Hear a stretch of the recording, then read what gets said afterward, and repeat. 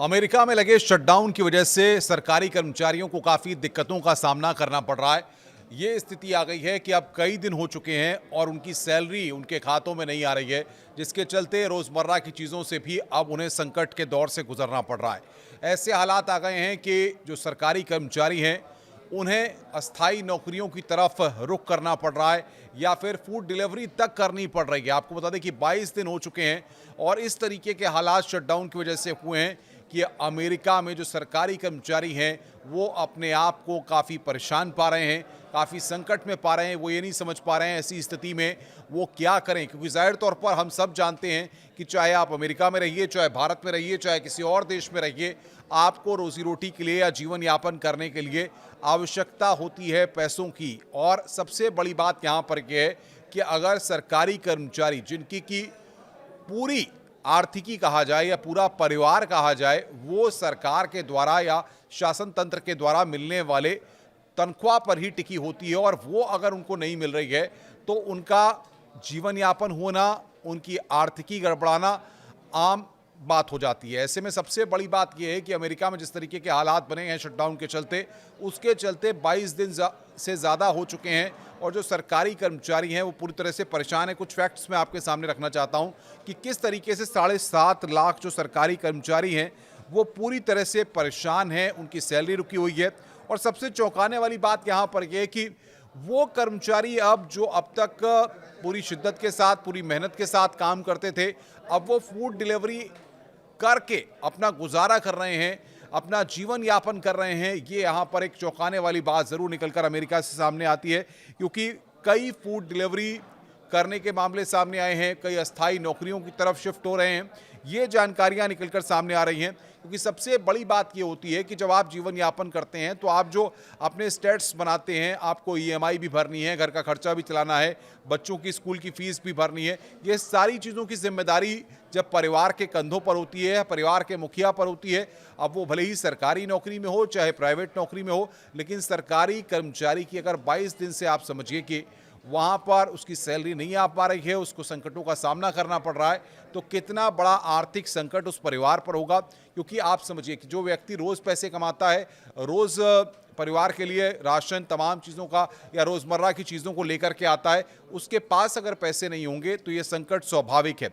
दूसरी महत्वपूर्ण बात यह है कि अब ऐसी स्थिति आ गई है कि उनको फूड डिलीवरी करनी पड़ रही है, यानी कि जो तमाम सोशल मीडिया है, तमाम जो ऐप्स हैं, तमाम जो अलग अलग माध्यम हैं, उनके ज़रिए सरकारी कर्मचारी फूड डिलीवरी करते हुए या फिर जो अस्थायी नौकरियां हैं, जो टाइम बाउंडेशंस की हैं या सोशल नेटवर्किंग की हैं, उनकी तरफ वो रुख कर रहे हैं ताकि उनसे उनको कुछ अर्निंग हो सके या पैसा कमा सकें, जिसके ज़रिए वो अपने परिवार का जीवन यापन कर सकें। दूसरी जो महत्वपूर्ण बात इसमें निकल के सामने आ रही है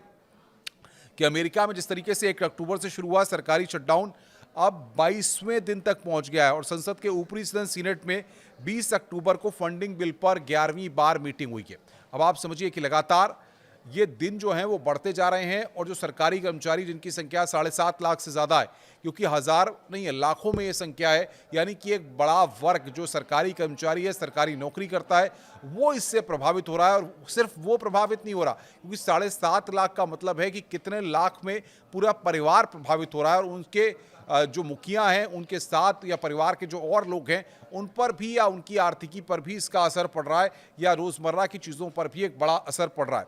कुछ 1995 की तस्वीर है जो मैं आपके सामने रखूं कि नवंबर 1995 में 5 दिन, दिसंबर 1995 में 21 दिन, सितंबर 2013 में 16 दिन, जनवरी 2018 में 3 दिन, फरवरी 2018 में 1 दिन, दिसंबर 2018 में 35 दिन। ये यहाँ पर आंकड़े कुछ निकल करके सामने आए हैं, लेकिन ऐसे में ये अमेरिकी इतिहास का दूसरा सबसे लंबा शटडाउन है जो यहाँ पर स्थितियों को पटरी से उतारता हुआ प्रतीत हो रहा है, पटरी से नीचे लाते हुए दिखाई दे रहा है। और सबसे बड़ी बात यह है कि हेल्थ केयर प्रोग्राम को लेकर भी अब तक सहमति नहीं बन पाई है। अमेरिका का फिस्कल ईयर यानी खर्च का साल 1 अक्टूबर से शुरू होता है। ऐसे में ये एक तरह से सरकार का आर्थिक साल होता है जिसमें वो अपना पैसा खर्च करने और बजट बनाने की योजना बनाती है। लेकिन सबसे महत्वपूर्ण बात यह है कि 7.5 लाख कर्मचारियों को जिस तरीके से पैसा नहीं मिल रहा है, 22 दिन हो चुके हैं, ये सारा संकट का दौर शटडाउन के चलते बना है। और ऐसा नहीं है कि 1995 या 2013 और 2025 की जो तस्वीरें हम लगातार आपके सामने रख रहे हैं, ऐसे में ये सबसे बुरा क्षेत्र हवाई क्षेत्र पर इसका असर पड़ रहा है। और जो जानकारी निकलकर सामने आ रही है कि ये कहा जा रहा है कि आपको पैसे दिए जाएंगे, थोड़े दिन का और इंतजार है। जो स्टेटमेंट्स निकल करके सामने आए हैं वो कह रहे हैं कि आर्थिक तनाव और अत्यधिक थकान का असर भी बाकी सारी क्षेत्रों पर पड़ रहा है, चाहे हवाई क्षेत्र हो, चाहे और जो क्षेत्र हैं उन पर भी। और सबसे बड़ी बात यह कि अमेरिका पर किस साल कितना कर्ज, उसके कुछ आंकड़े हैं। 2001 में